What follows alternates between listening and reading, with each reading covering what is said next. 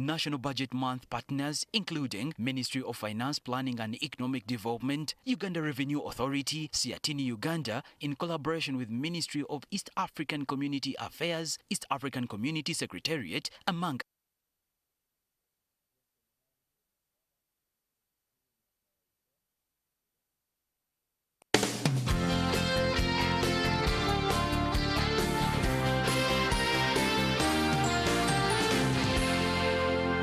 watching Morning at NTV. A very good morning. We're glad you're still watching Morning at NTV. The hashtag there on our socials is Morning at NTV. Be part of the conversation by sharing some of your views on the issues that we share here, of course, as we interact with the opinion leaders and those who make things move in the country at different levels. On Take Note this morning, we are speaking to Mr. Mwandha Sam is the Executive Director at Uganda Wildlife Authority, as the organization that is mandated to ensure Uganda's game is perfect and thriving, shares on what the organization is up to as it marks 25 years in existence. A very warm welcome to the program, Mr. Mwandha. Thank you, sir. It's a pleasure. I'm seeing you for the first time.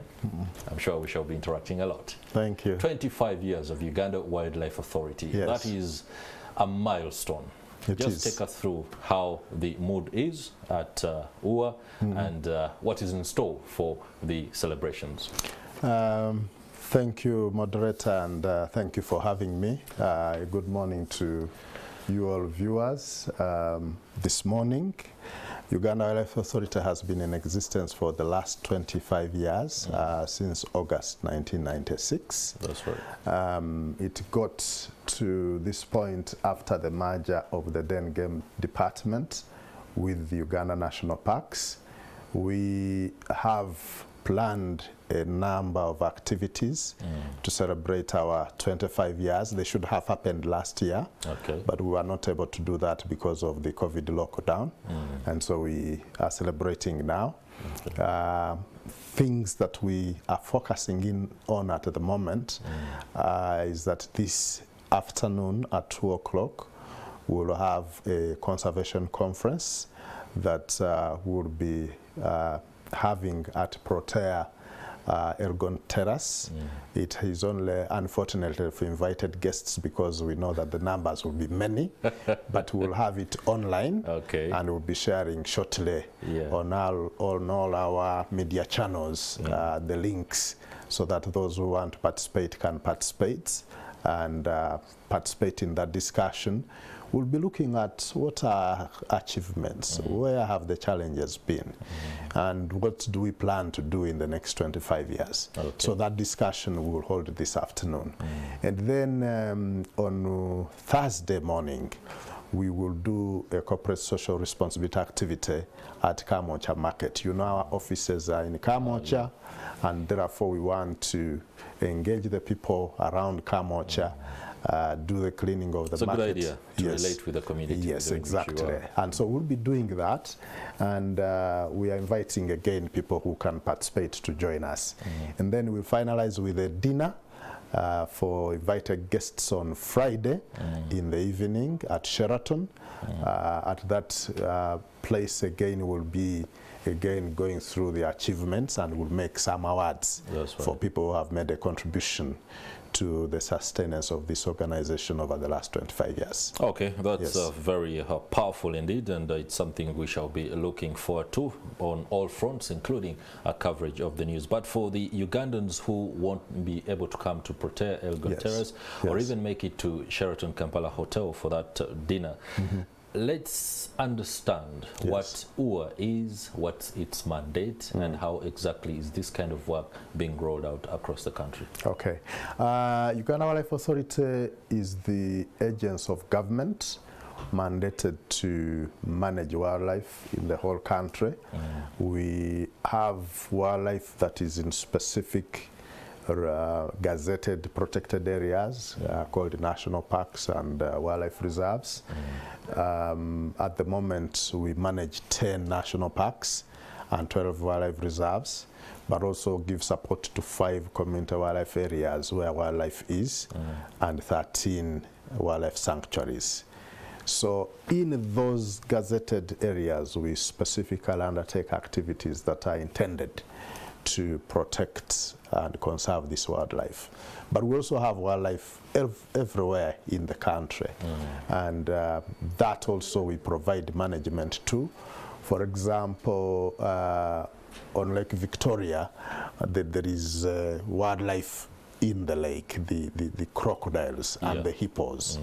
And where, especially there are cases where they are a problem to the communities, we engage the communities, we also help to solve challenges that come with that wildlife. So that is our role in terms of managing wildlife, but also managing the trade of wildlife, because there are certain species that can be traded, that can be exported, and we manage that. We provide licensing and advise our ministry, the Ministry of Tourism, Wildlife and Antiquities, on people who can get permits to export wildlife or wildlife products.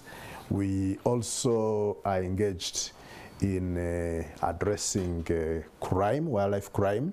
There are people who want to get illegally either products or the wildlife itself and take it for trade. And we work with a lot of other government agencies to ensure that that does not happen, and perpetrators who are illegally taking this wildlife, we normally arrest and have them prosecuted in courts of law. Okay. And then we work very closely with communities that neighbor the protected areas. These communities have issues of livelihood. They also have issues of the human-wildlife interactions that are sometimes not always exciting. So we work with them to try and reduce the challenges they get, but also to support them in improving their livelihoods through various projects that we handle with them. And so there are lots of things that we do, including creating awareness, including managing the areas through research, through monitoring, through law enforcement. Those are some of the activities that we undertake in the protected areas. All right, you spoke about the relationship between the communities near protected areas. Yes. Many times we've had reports of confrontations as a result of some of the animals straying, and then the communities around acting in a wayward way. For example, we had cases where lions were poisoned, and it was a very unfortunate incident because it dents brand Uganda when it comes to the tourism portfolio. True. How is this being addressed to ensure that such incidents are minimized? There are various ways in which we handle this. You see, the challenge we have is that I think as Uganda Wildlife Authority, we've done a very beautiful job in protecting the wildlife. Because we protected it, the numbers are growing. And when they grow, and because wildlife has no idea about boundaries, they tend often to end up in people's gardens, in people's compounds, and that interaction often creates a conflict. So what we have done is to try and prevent these animals from getting out, and we have various interventions that we do. We work on doing trenches so that they can't jump over the boundary. We have beekeeping, which actually the communities do, and they take the honey. We support them in that, but the bees are very good at preventing especially elephants from crossing the boundaries of the parks. We've planted various kinds of fences, Mauritius thorns. We have buffalo walls, specifically from Gahinga, where we have lots of stones, and several other things. And lately we now have started electric fencing. And in electric fencing, what we do, we're using solar power to generate electricity, put it in a wire, provides a shock to the wildlife. It keeps the wildlife inside the park and they don't get out. We have already done 96 kilometers of that, 56 of them in Queen Elizabeth and 40 of them in Maction Falls, and we are continuing expanding that. It is one of the most effective ways. But The other thing is that currently we have a new law, because when Uganda Wildlife Authority was being set up 25 years ago, it was under the Uganda Wildlife Statute. That now has been amended, and we now have the Uganda Wildlife Act 2019, and in that act there is a provision for compensation, and compensation is where somebody has lost crops or has gotten injury or lost livestock. Then the organization Uganda Wildlife Authority, through the necessary structures that have been set up, will provide compensation to that individual so that that loss is reduced, and they're able to continue having a livelihood even after the damage has been caused. Okay. So that is something that the regulations relevant have just been approved. The minister signed them recently. They are going to run out in the Gazette, and we hope starting July we will be able to provide information on how the compensation process will run, and that will definitely improve the relationship with the communities. Okay, allow me ask the uncomfortable question before we transition into another aspect of this particular engagement. You spoke about electric fencing being effective in administering shocks to some of the wild animals that don't know the boundaries as humans may want them to observe. Recently, the case of where the lions were killed, do you monitor or do you have set standards for operators, private operators of lodges and hotels within the reserves and game parks on the amount of power that is embedded in the electric fencing, so that it's only a shock that is administered and not electrocution? I think I need to provide a bit more information than answer this question directly. One, the lions that died out of an electric shock, it did not happen in a national park. It was outside the national park. Unfortunately for Queen Elizabeth National Park, we have a lot of fishing villages in that area because of Lake George, Kazinga Channel and Lake Edward, and specifically the Katunguru fishing village.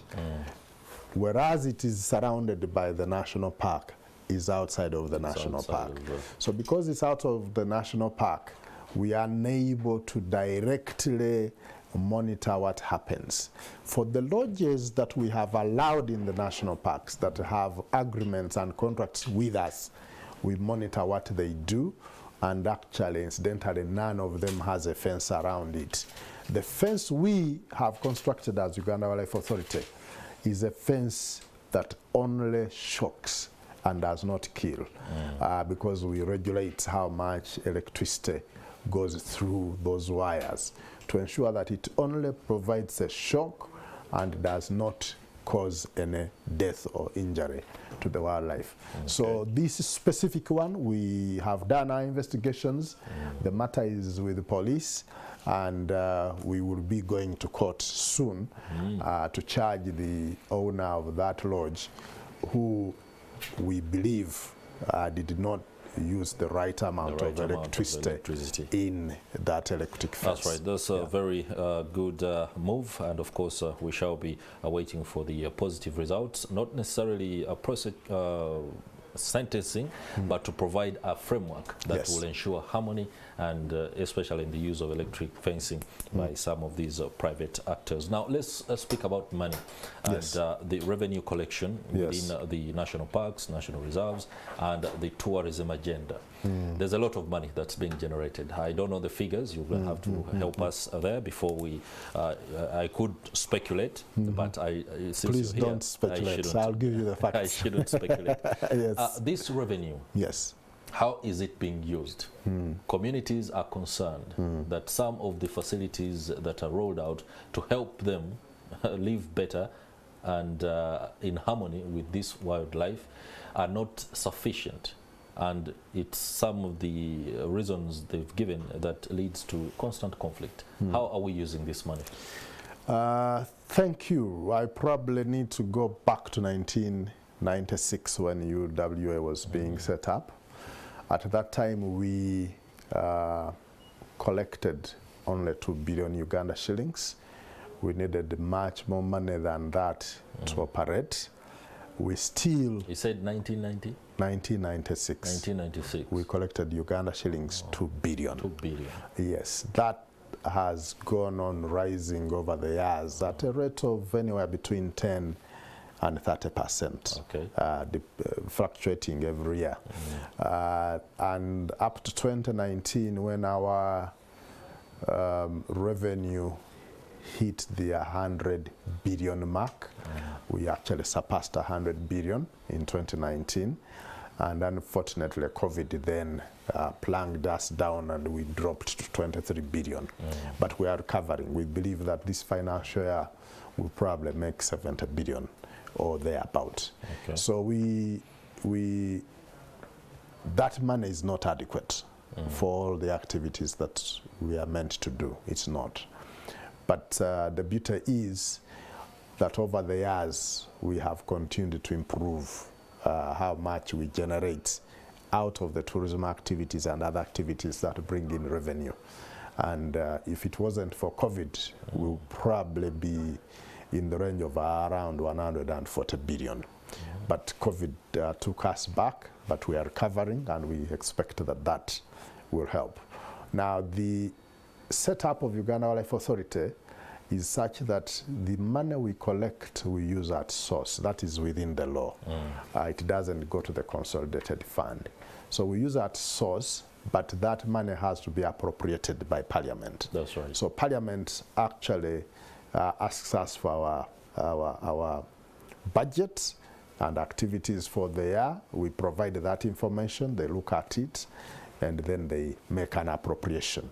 So what we use that money for, we pay salaries, we buy equipment, we build infrastructure and maintain infrastructure and develop other tourism products. So over the years, that's what we've been doing. And because over the years we've been growing as well from an agency that had about 800 staff to now 2,300, and I hope you know that we are recruiting next month. Okay. So we are going to add on another 850 people. Just to emphasize that, whoever is watching this particular interview, the Executive Director, Uganda Wildlife Authority, says the authority is recruiting. And next month, 850 rangers. And we've had jobs available. Have jobs available. Check Monitor newspaper of last Friday. That's right. And the New Vision of yesterday. Those adverts are there, and they indicate where you can go to be recruited. Okay. But you need to be either a senior 4 or a senior 6 leaver who recently graduated. So you please check the adverts, look for the venues for the interviews, and come and participate and be part of the conservation of our life. All right, there you have it. Before you make that decision to board the plane to go to Oman or other places in the Middle East, please do give consideration to becoming a ranger. It is one of the patriotic positions that you can hold, because you'll be doing the country a great service. Now, let's transition into some of the challenges that are increasingly peculiar to wildlife in Uganda.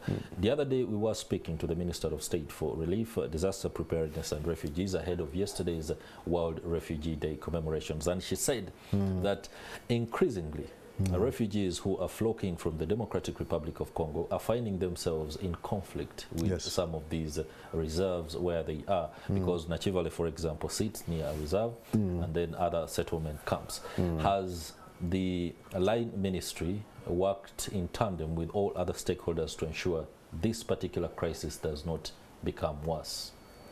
That is a very important question that you raise. I think, yes, refugees do have interaction with protected areas, with the wildlife, and some of those interactions are negative.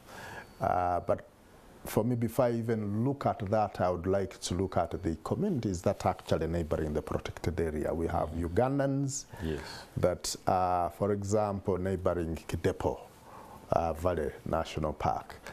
The fact of the matter is that infrastructure getting to them and them getting their produce to the markets is a challenge.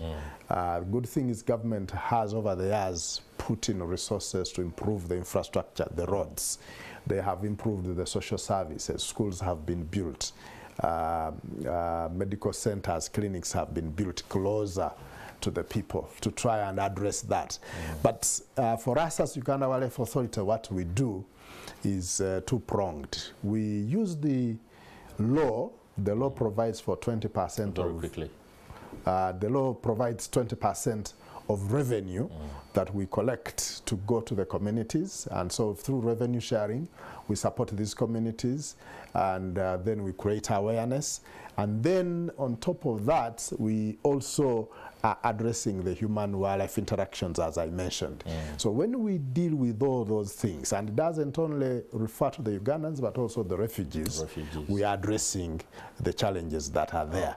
But they will not end in one day. It takes time. Addressing challenges is an ongoing process. Yes, please. No doubt. Many thanks, Executive Director, Mr. Sam Mwandha of the Uganda Wildlife Authority, on sharing with us the insights and perspectives with regard to your work. And of course, we do wish you a wonderful celebration of 25 years. We shall be part of that in one way or the other, and of course do be able to amplify other messages regarding wildlife. That does it for Take Note this morning. We shall take another break, but Morning at NTV will continue shortly thereafter. Thank you.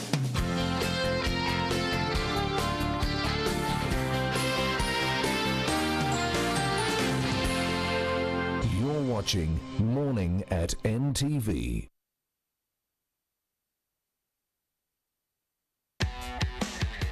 One experts enjoy true feelings, a flood of emotions, a rush of adrenaline, the taste of victory. Are you ready? OneXBet operates under Advanced Gaming Limited and is licensed and regulated by the National Lotteries and Gaming Regulatory Board. Betting is addictive and can be psychologically harmful, and it is eligible to persons above 25 years of age. As part of the process to promote integration within the East African Community region, East African Community member states agreed in 2007 to harmonize their budget reading as part of the efforts towards harmonizing their taxation regimes. This financial year, East African Community partner states, except Kenya, read their respective national budgets for financial year 2022-2023 on June 14th.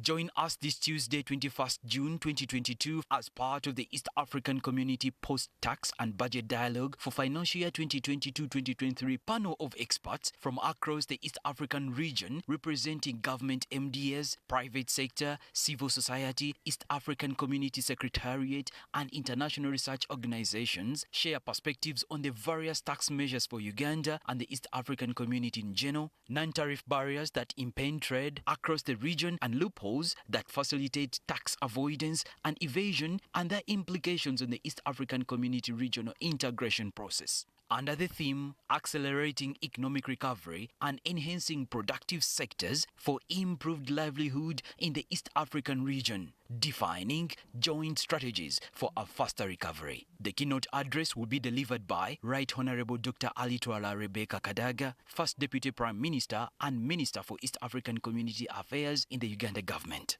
Remarks will be made by Honorable Matia Kasaija, Minister of Finance Planning and Economic Development. Mr. John Musinguzi Rujoki, Commissioner General, Uganda Revenue Authority. Mr. James Githimburu, Commissioner General, Kenya Revenue Authority. Speakers and panelists will include Honorable Afidra Olema Ronald, Member of Parliament, Parliamentary Forum on East African Community Affairs.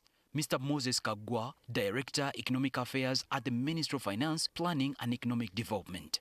Ms. Maris Wanyera, Acting Director of Debt and Cash Management in the Ministry of Finance, Planning and Economic Development. Dr. Aukaka Geoffrey Owich, Assistant Commissioner, Trade and Customs Department, Uganda Revenue Authority.